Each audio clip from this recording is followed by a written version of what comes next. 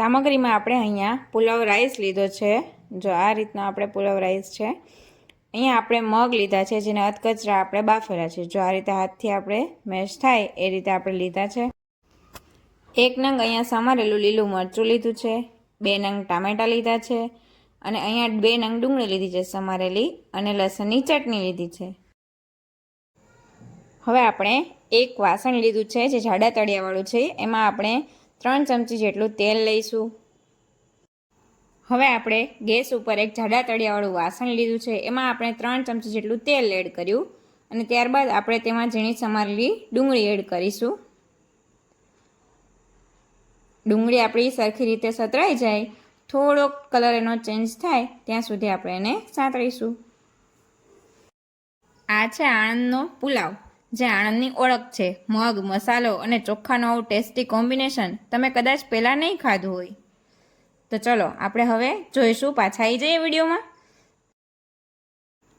ત્યારબાદ આપણે તેમાં જે મરચાં સમારેલા હતા એ આપણે અંદર એડ કરીશું અને એને પણ આપણે સરખી રીતે સાતળી લઈશું। મરચાંની થોડી કચાશ દૂર થાય ત્યાં સુધી આપણે એને સાતળી લઈએ। આ રેસીપી તમે જુઓ છો, આ સીધી અને સાદી સામગ્રી પણ આનો સ્વાદ રહેશે એકદમ રોયલ। ચલો હવે ત્યારબાદ આપણે તેમાં ટામેટાં એડ કરીશું। ટામેટાને પણ સાતળી લઈશું। ચલો હવે હું તમને એક 5 સેકન્ડ આપું છું, એમાં તમે મને કમેન્ટ કરીને કહો કે તમે મગ પુલાવ સાથે શું પસંદ કરો છો, અને જે કમેન્ટ સૌથી વધુ લોકોને પસંદ આવશે અને મળશે ટોપ ફૂડ લવર શાઉટ આઉટ મારા નેક્સ્ટ વિડીયોમાં। ત્યારબાદ આપણે તેમાં લસણની ચટણી એડ કરીશું। આપણે ઘડી બીજી વાતોમાં બહુ આવી જઈએ છીએ। ચલો હવે રેસીપીમાં ધ્યાન આપીશું। બધું જ સરખી રીતે સાંતળી લેવાનું છે। ડુંગળી, લીલા મરચાં, ટામેટાં એ બધું સતળાઈ ગયા બાદ આપણે તેમાં લસણની ચટણી એડ કરી છે। હવે બધું જ સતળાઈ ગયું છે। તેલ પણ આપણું તમે જોઈ શકો છો, જો છૂટું પડી ગયું છે એટલે બધું સતળાઈ ગયું છે। હવે આપણે મસાલામાં મરચું એડ કરીશું। 1 ચમચી મરચું, અડધી ચમચી હળદર, સ્વાદ અનુસાર મીઠું અને થોડી એવી હિંગ। એ ઊભા રહો, હજુ તો થોડોક ટેસ્ટ માટે ગરમ મસાલો પણ એડ કરી દઈએ। તો ½ ટીસ્પૂન જેટલો આપણે ગરમ મસાલો એડ કરીશું। હવે થયા ને આપણા બધા મસાલા એડ। હવે આપણે બધા મસાલાને મિક્સ કરી દઈએ। આપણે ધીમા ગેસની ફ્લેમ ઉપર બધા મસાલાને સાતળી લીધા છે અને થોડી વાર આપણે ચડવા દઈશું। બધા મસાલા અને બધું જ રેડી થઈને તૈયાર છે। હવે આપણે એમાં રાઈસ ઉમેરીશું જે આપણે બનાવીને રાખ્યો હતો। આ રેસીપીને તમે હેલ્ધી ફૂડ પણ કહી શકો છો। નાના બાળકોથી લઈ અને મોટા બધા જને આ ખૂબ જ પસંદ આવશે।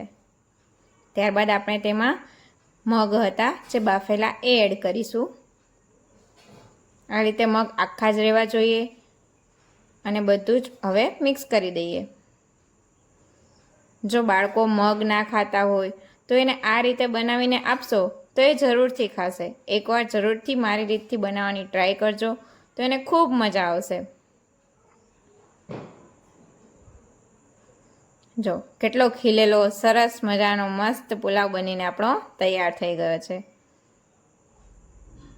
આ પુલાવને આપણે એવી રીતે સર્વ કરીશું કે લોકોને ખાવાની વધારે મજા આવશે।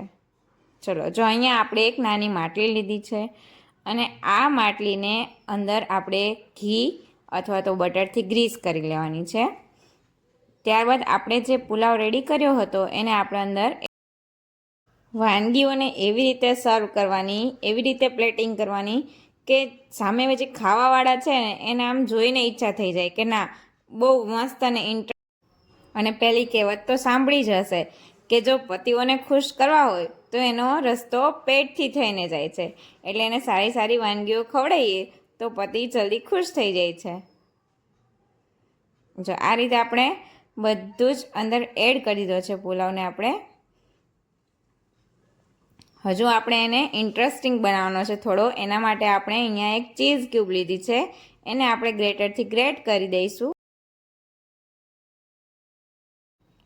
આ તો પહેલાં જેવું થયું કે ઉપરથી કોઈ પણ વાનગી બનાવી હોય અને જો ચીઝ ના નાખ્યું હોય તો એ વાનગી તો અધૂરી જ લાગે. આ ચીઝને આપણે થોડું મેલ્ટ કરવા માટે ગેસ ઉપર 2 મિનિટ માટે રહેવા દઈશું ધીમા ગેસની ફ્લેમ ઉપર, અને આપણો પુલાવ બનીને તૈયાર છે.